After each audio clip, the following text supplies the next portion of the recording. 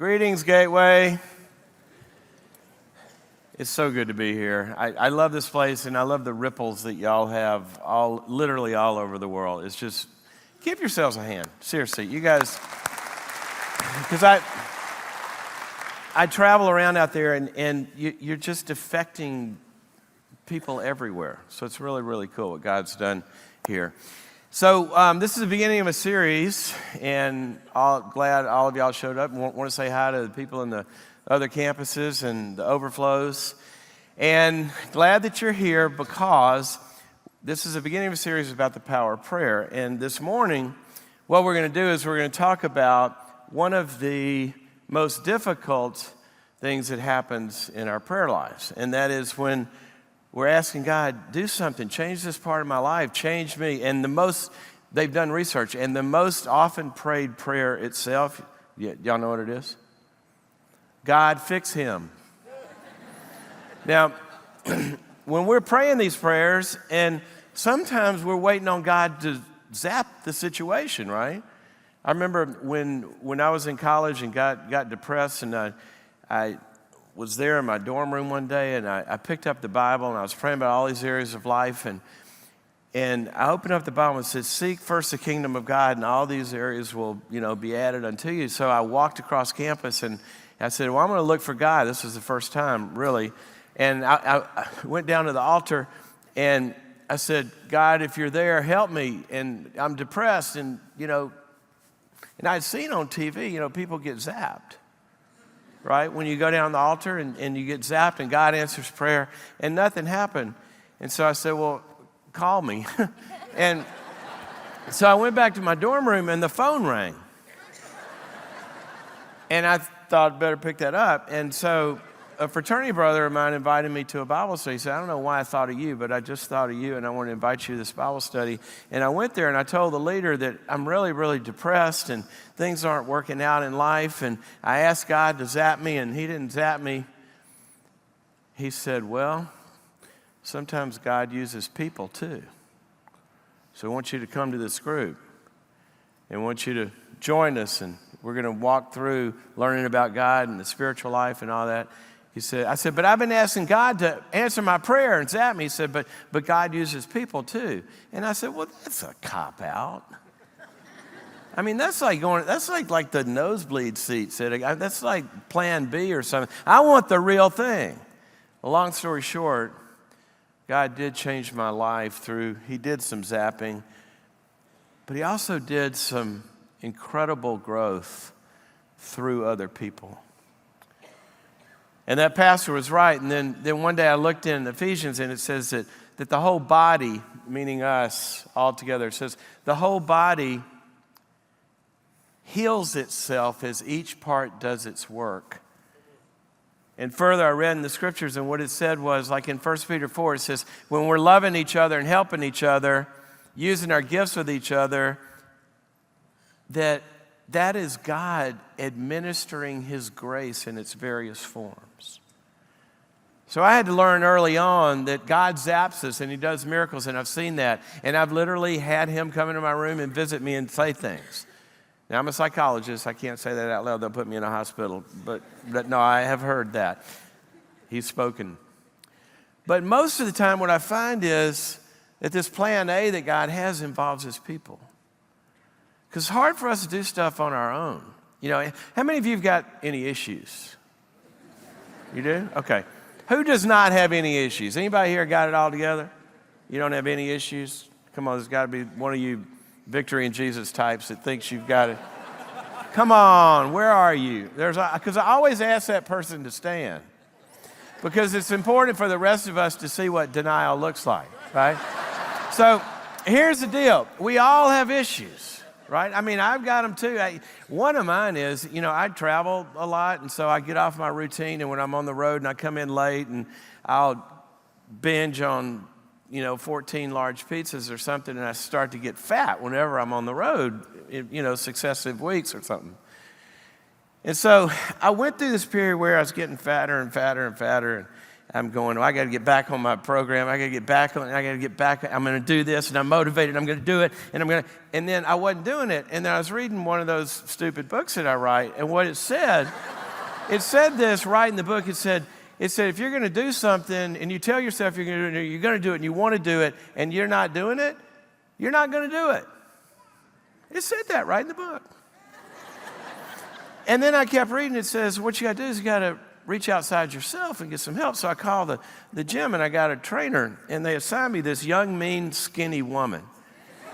And so I show up at 6 in the morning. She's working me from the first day, and then I go back, and I go back, and I go back, and I'm back on the I'm so proud of myself. I'm so disciplined now. I'm going. And for a long time, my wife says about 3 weeks, but I was like really, really, really into it. And about in week 3, I realized right in the middle, she got this bar, and she's making me whatever a core is. I'm supposed to be working on that.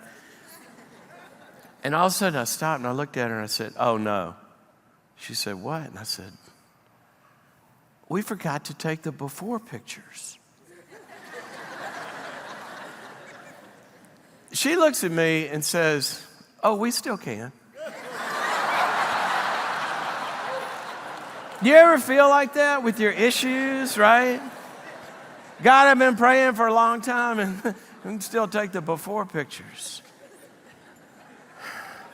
Well, what the scripture tells us, and what I've experienced and I've seen countless times with CEOs and boards, with support groups and neighborhood Bible studies, with individuals and families, is it exactly what the Bible says? That sometimes it's exactly what Paul said in the New Testament, where in 1 Corinthians, he's talking about all these struggles that he's going through. He's asking God, and leaning on God, as obviously he did. And he said he was depressed. Paul, the apostle that did all these incredible things. He was going through all this. And there's what it says. It says, God, who comforts the depressed, sent Titus to me. Let me say that again. There's a verse up there. But God, who comforts the depressed, sent Titus to me. And we were refreshed by the coming of Titus. Titus was his friend. And we look at that, and here's a man that saw God do incredible zappings. But in this particular arena, he needed what I like to call the power of the other. And it's the power that God puts in us through his gifts to help each other. And it's a mystery, but today we're going to unpack a little bit about how that works. So, how many of you have ever seen any kind of Navy SEAL movie or heard them talk about what they do or anything? Okay, these guys are amazing. They're just amazing, right? Well, when I grew up, I had 2 older sisters who used to beat me up all the time. And I always prayed for an older brother. Now, that's a dumb prayer, right? Because how are you going to, pray for a brother, he's probably going to be younger than you. But anyway, I always wanted an older brother, and I never got one until I did. I got a Navy SEAL. He wasn't older, he was younger. But I finally got my brother, and I got a Navy SEAL. When you've wanted a brother for your whole life and you get a Navy SEAL, you've won the lottery. And I got my brother through my brother-in-law, Mark.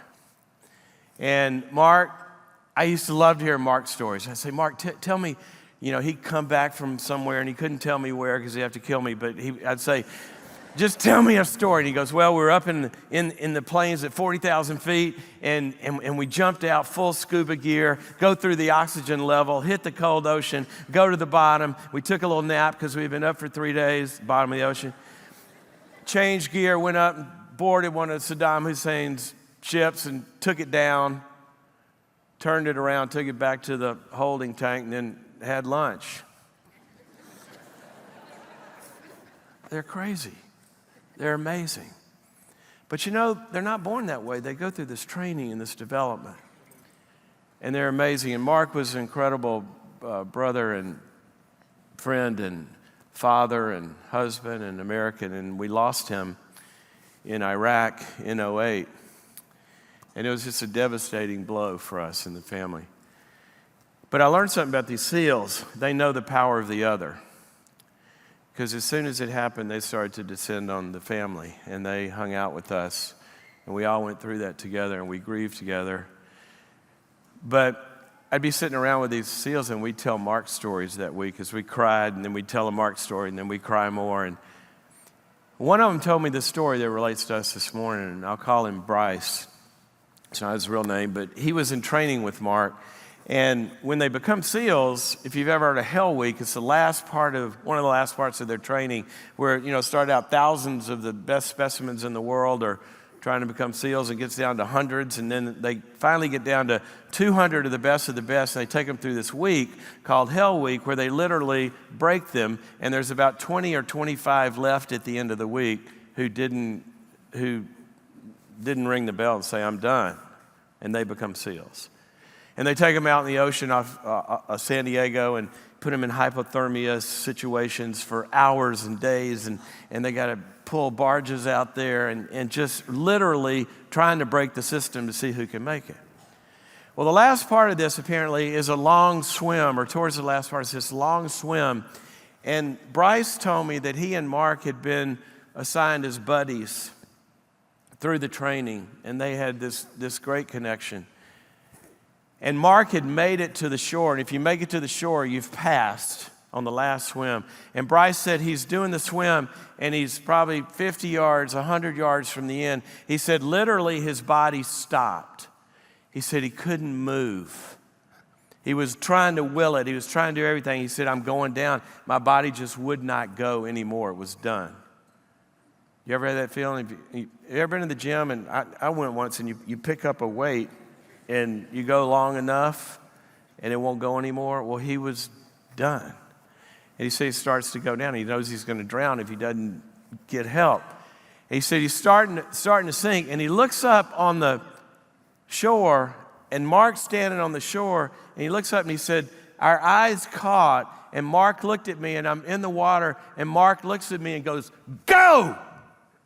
He said, I don't know how to explain it. He said, my body came out of the water and made it to the shore. What is that? What is that? He was trying with his will and his willpower and everything he had. But what is that an immaterial, invisible connection between two people, invisible, immaterial, this thing called relationship, that it changes the physical, material world. His body operated differently. His brain operated differently. What is that?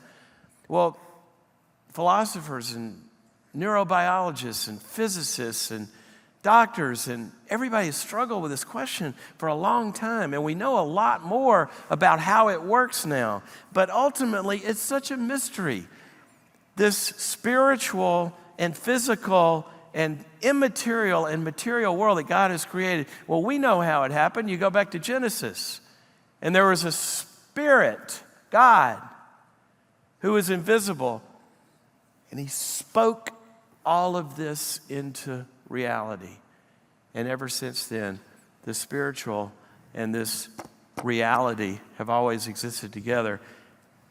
And part of that is relationship and how it molds us and shapes us. And a lot of times we're asking God to heal this area of life, and he wants to, but he wants to send Titus to us. He wants to send Bryce to us. So we're going to talk a little bit about the science of this and some of the theology of it. I'm a psychologist. Turn to the person you came with, said, look them in the eye. I know you've always wanted to say this to them. Right? Whoever you came with this morning, look him in the eye and say, you need to see a psychologist. He's up there, so listen, all right? How many of you have flown lately on an airplane? What's the first thing you did when you landed? Turn your cell phone on, right? Yeah. If you're a guy, you turn it on before you landed. When you turn it on, what happened? Up in the left-hand corner, it says searching. Why is that? It's searching for a connection. You know why that is? Because there's a chip built inside that phone that as soon as you turn it on, it searches for a connection outside itself because it needs that network to get past its limit.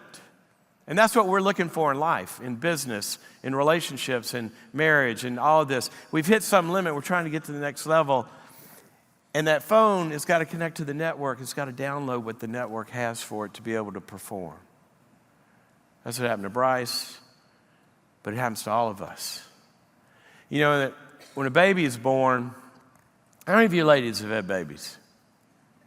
How many of you had this experience? The seconds after your baby is born, that baby turned to you and said, "Mom, was that hard on you? I'm so sorry." And looks around, "It's a mess around here. Let me clean up. Why don't you go get a massage?" That baby didn't say that, right? That had to be downloaded through relationship. And here's what we know about babies. This connection and the physical and the psychological and the emotional and the intellectual. You take a baby and you feed and water them, but if they're not loved, their brain sizes are smaller, their immune system doesn't work, they can have failure to thrive syndrome. We have babies who are born in institutions and they're not picked up and they're not bonded with, but they're fed and watered. And you take them all the way through and they get to be an adolescent and they start to act out and have all sorts of behavior problems. You can take pictures of their brains and there's wiring that's missing that didn't happen because of the connection that wasn't there. Just like their brain sizes are smaller. And you know what? It's not just babies, it's you and me, and it's all the way to the end of the life. It's from the womb to the tomb. We need this thing called connection. Geriatrics who have heart attack and stroke, give them the best medical care possible, and you put one group in support groups where they're processing their pain and they're going through stuff together. And you have another group that has the best medical care and doesn't have that support. And group 2 has way more second heart attacks and strokes. This is just how God has made us.